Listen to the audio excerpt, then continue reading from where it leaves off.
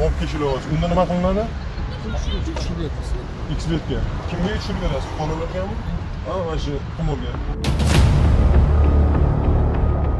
Yurtimiz bo'ylab o'tkazilayotgan xavfsiz va sog'lom yurt keng qamrovli tezkor profilaktik tadbirlar doirasida joriy yilning 2-iyul kuni Namangan viloyati Ichki ishlar boshqarmasi, kiber jinoyatlarga qarshi kurash boshqarmasi va boshqa huquqni muhofaza qiluvchi idoralar bilan hamkorlikda o'tkazilgan tezkor qidiruv tadbirlari davomida Davlatobod tumani va Namangan shahrida faoliyat yuritib kelgan jinoiy guruhning noqonuniy faoliyatiga chek qo'yildi.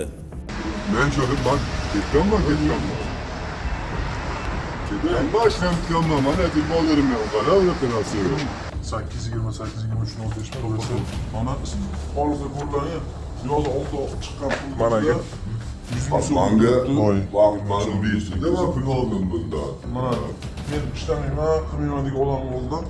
100 ming so'mlik Ama hani bir yerden bu pul yaqinlashtirish. Aniqlanishicha, mazkur shaxslar Game Sport Arena, Game klubi va Paynet shoxobchasida ijtimoiy tarmoqlar orqali onlayn qimor o'yinlarini ommalashtirib, Mostbet, Adin Expert hamda boshqa platformalarda fuqarolar uchun qimor akkauntlarini ochish, Monego platformasi orqali bank kartalari va ID raqamlariga pul o'tkazish hamda yutuq mablag'larini yechib berish bilan shug'ullanib kelganlar. Tezkor tadbir davomida shartli xarid asosida 1 million so'm miqdoridagi mablag' Adin Xbet platformasidagi qimor akkauntiga o'tkazilgandan so'ng jinoiy guruh a'zolari ashyoviy dalillar bilan qo'lga olindi.